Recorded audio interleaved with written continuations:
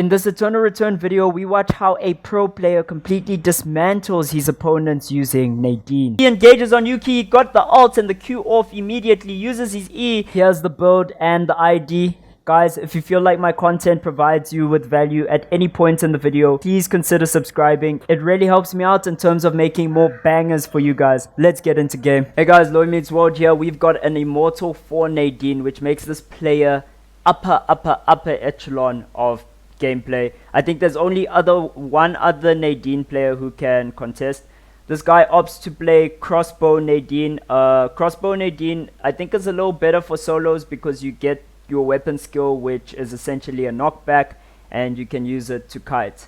Guys, the skill order on Nadine: you get your passive first, then you get your Q, then your W, then your E, and of course, as always, you are putting points into your ult as soon as it's up.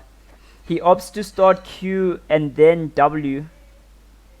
Wow, this is that early game Nadine poke that I was telling you guys about last game. Not last game, but I mentioned it in a video that some Nadines level 1 will just take Q to poke you out. Some opt to take E, but he's not the E player. Yeah, so very strong display.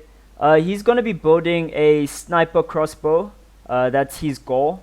So he's going to go and get the laser from school at some point. You know, build the laser crossbow. At school, he's also going to find another laser pointer, get some binoculars, and make a sniper scope. That's more or less his plan right now. Interesting is that he ports to hotel first to get stuff like the watch. This knife is very important because it's going to help him build his accessory, the Buccaneers doubloon. It first builds into this item called Decorative Flintlock. Very new item. Not with the knife though. It's a Walter. He's on to a Suichi, using the E, poking out the Suichi. Suichi's got to just leave the venue. Really strong showing from him. And what's interesting is that although he's starting very explosive early game, you're gonna see as he moves later into the game, especially mid game, a lot of the game plan around Nadine's mid game at high elo is just farm, right?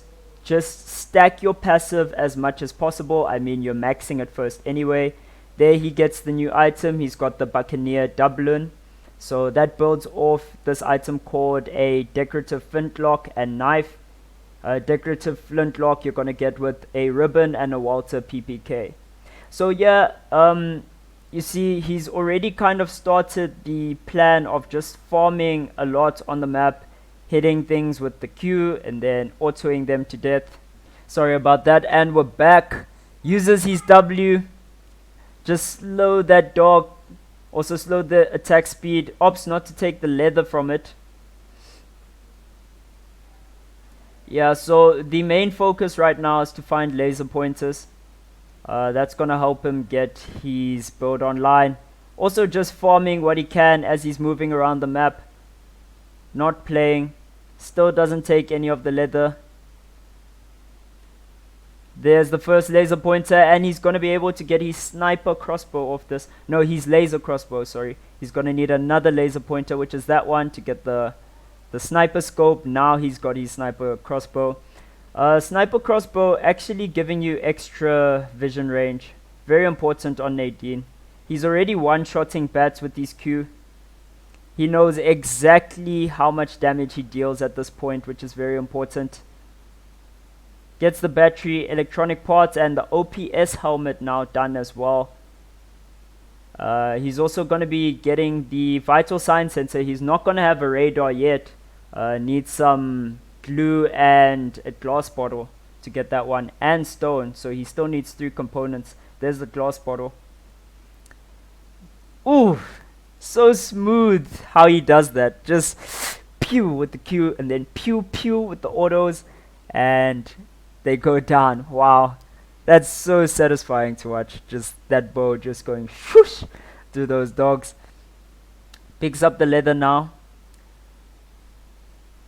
And yeah, he actually, interestingly enough, in his part he puts factory into dock as 2 places you need to visit. Just gonna be taking this bear, but in this, sorry, I was saying that like in his part thing he says it's from school to factory to dock. That's how he defines it for himself in the actual build. But if you watch him here, okay, he's gonna be catching an ire, not gonna be engaging though. Okay, but if you watch him here, he first goes to Avenue and gets a bunch of useful stuff from Avenue. I think he can even find glue here. One shots the wolves. Impressive stuff. Impressive, like, just character. And that bear just melts. Really cool to see him in his element here. He built some dynamites as well. Very interesting. He's got some ramen. Drops the ramen. Or chows the ramen rather. No chickens there. He's going to be using the console. So he's really not in a rush to get to the last 2 areas where he needs to search, which is factory and dock. He might not even do it. Gonna be getting stone. And that's gonna help him get the panel from broken glass, and he's gonna get his radar. Big. Big. He was already dealing quite a lot of damage, but like I said, guys, Nadine mid-game, very, very defensive mid-game. Very, very focused on getting stacks on your passive and not taking any fights which you don't feel you have 100% win on those fights. So you'll see if he does take any fights, it will be fights where he's getting a huge drop on his opponent, maybe even slowed them with the trap, but really just moving around the map and decimating anything that lives and breathes that isn't one of your opponents. Look at that. All of the beasts on the map stand no chance. Nadine is hunting these things to death. Really just tons of damage coming out from her as well. And yeah, the number of stacks is sitting at 117 from what I can see. Yeah. Yeah, very fast. Gonna be looting this Fiora. Nothing of interest there. Considered the feather duster for a second, but then saw there was nothing there that was needed. Gonna just be using the traps to check that bush, see what's up. Sniping the bat. Gonna get the 1 auto off. He's looking for a turtle shell to get the turtle doorbok into the dragon doorbok. So as soon as he gets the turtle shell, he's gonna have his D doorbok done. He's building chain coif, which means he's gonna want mithril, and he's gonna prioritize a mithril helm over a over his current OPS helmet. Mithril helm gives you extra movement speed, so maybe he feels he's gonna be maybe he feels that kiting is going to be more important. Soichi just wrecks an eye on the map.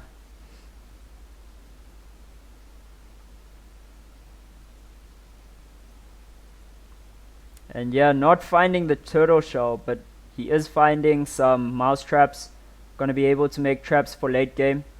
Yeah, guys, Nadine, the reason why you want to play such a defensive mid game is because around that last console, with your squirrel traps, you just have so much zone control. And if you couple that with other traps plus telephoto lenses for vision, you just become a very strong force late game around that last console. It really becomes difficult to remove you. Gonna be kiting this bear. The bear doesn't even land a single shot on him. He's just a very efficient player, knows what he's doing on the character. Finds a force core. That's interesting. Force core is a very interesting item. If you can find a there's different things, right? So he can go for maybe a Boots of Hermes, but you know, he's got white rhino, so he'd have to sacrifice healing reduction. But with the force core, he can also maybe try and build a Sharinga. It's basically this crossbow item. It gives you 140 attack, if I'm not mistaken. Very big. What else can he get with force core? I think those are the main options for Nadine. It's going to be using his E to get into that bush. E is kind of cool. Before you cast the second part of your E, which is the part which actually pulls you in for the movement, it grants you extra attack speed. And he finds the turtle shell, eventually gets the D Dobok, and he is 100% full build. Didn't end up going factory and dock, so you can also path to Avenue, Alley, and then... Oh, and he's immediately onto Wick. Kites Wick into pond, uses his weapon skill and his ultimate. Woof, smooth as silk. He's got 2 force cores now, which is really big. Doesn't take anything else, doesn't feel like he needs anything else off Wick. Now he just had the timing for that perfectly. No one there to contest, and Pond knew what he could do and gets the free Wickeline. Again, Nadine players, I know that the gameplay for now just seems kind of really chilled. He's using his Qs and traps just to check bushes all the time. I know the gameplay doesn't seem very captivating, but what's actually happening here is very interesting, because this is a player that knows the limits of his character, and he understands that picking fights right now is not a high priority. It's not something that he needs to be doing. He's got the oil cloth, which I'm assuming he's going to be using to build RDX traps later on. And yeah, just one-shotting wolves. So like I was saying, he knows the limits of his character, so he's not really looking to get any kind of scraps going for no reason. He's just going around the map being an actual force. And sees the Suichi, not interested. Uses his traps to give himself some control over the zone. Makes Suichi's life a little bit hard to engage, and just moves on. There's another Buccaneer Dublin there on the floor. So if he needed it, it would be good. There is some activity at factory there in the bottom if you look at the map. I don't think he wants anything though, but he will be setting up some traps here for sure. He knows there's a player here, so he first waits until he sees what's going on the map, then he moves. He was very scared to just face check that corner. Even poked into the bush just to be sure. And now he gets his smart bombs online. Yeah, just respecting that Yuki. He knows he can take a fight with Yuki, so actually goes in a little bit Rambo. Yuki respecting him. Oh, and he finds a short crossbow on the floor. So he's very close to Sharinga. As soon as he gets some bamboo to build an... Oh, he engages on Yuki. He got the ult and the Q off immediately. Uses his E. And Yuki gonna be down here. Oh, Yuki! No, he's down. Massive. There's a Hyjin. Will he fight? Uses his weapon skill. The Hyjin into the ult. Hyjin doing so much damage right now. E, but the outplay at the end. Really just kiting out that Hyjin. Super stellar play there from the Nadine. I thought I'd just rerun that last play because a lot of really good stuff happened and I wanted to explain it a little better. So here he encounters the Yuki, instantly checks the Yuki, and he identifies 2 things. He checks the items and he sees that, okay, Yuki doesn't really have the items to be able to destroy me 1v1, and I have level advantage. This is a level 15 to a level 16 fight. So because he knows this, and because he's kind of caught the Yuki off guard, he's got range advantage on him as well. He knows that he's safe to go on.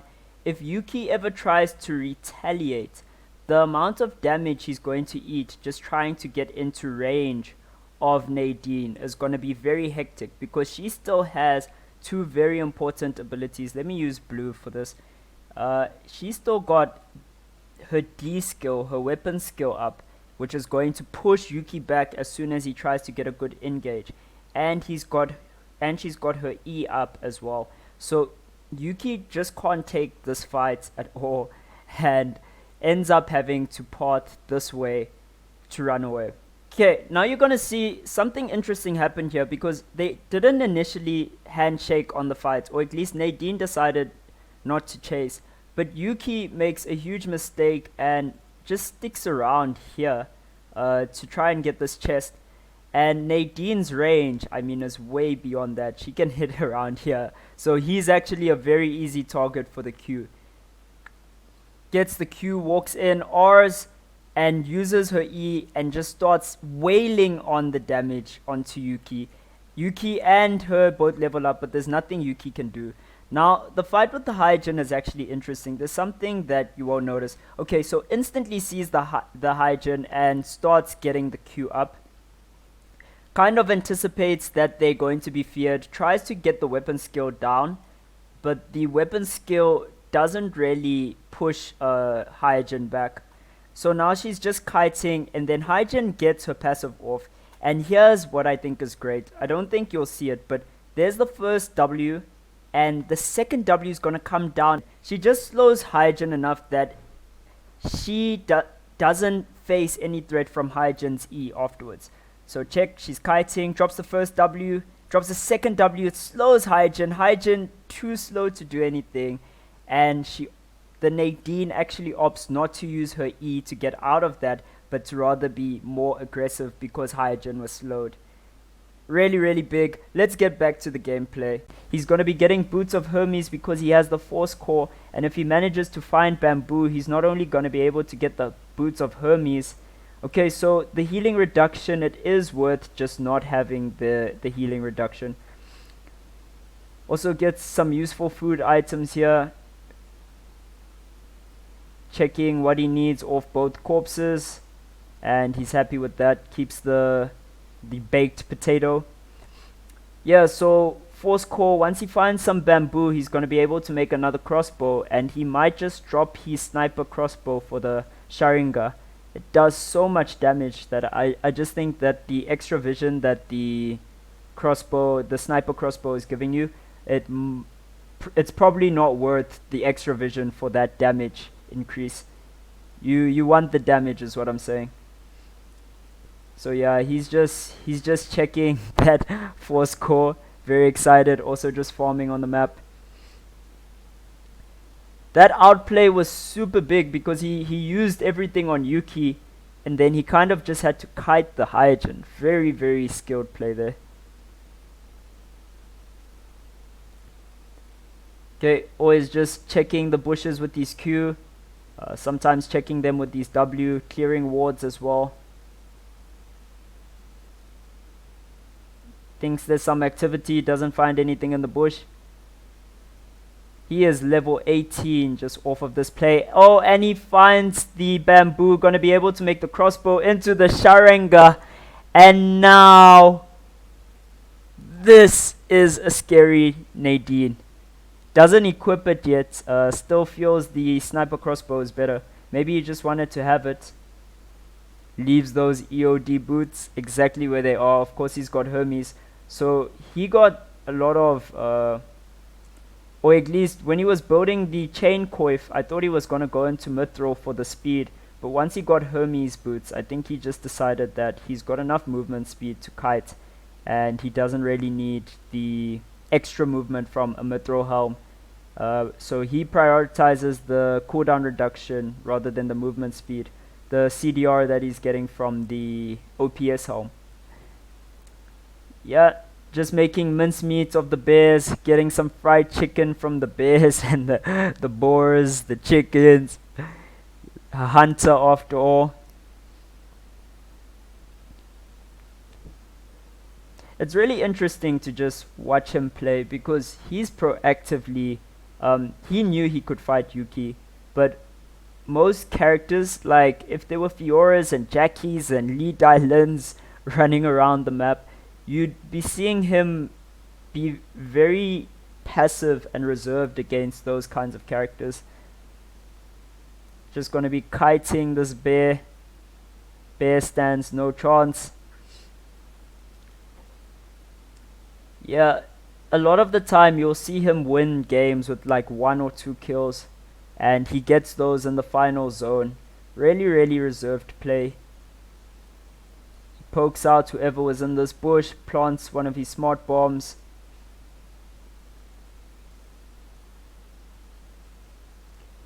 Yeah, so now this is that part of the game, you know, where it's super late game, and he's just trying to set up some zone control here. I think this is the last region that we will be playing in, so it's gonna come down to alley. So right now he's just setting up some traps in alley. He doesn't want to move too forward. He sees some activity there, just poking into that bush. Very respectful play. Very respectful play. Doesn't want to walk around the corner. Just building a very nice place for him to kite back into, using his weapon skill and his E.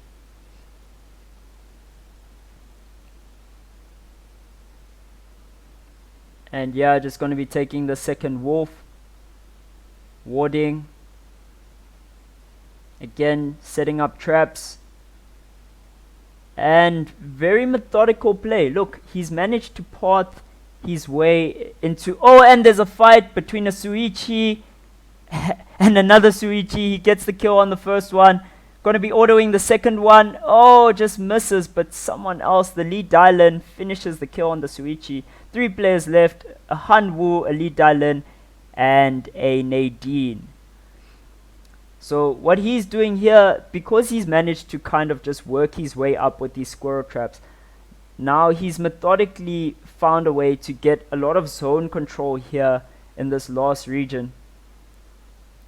And that's big. He's still got some of his smart bombs, not placing them yet, just putting down his squirrel traps.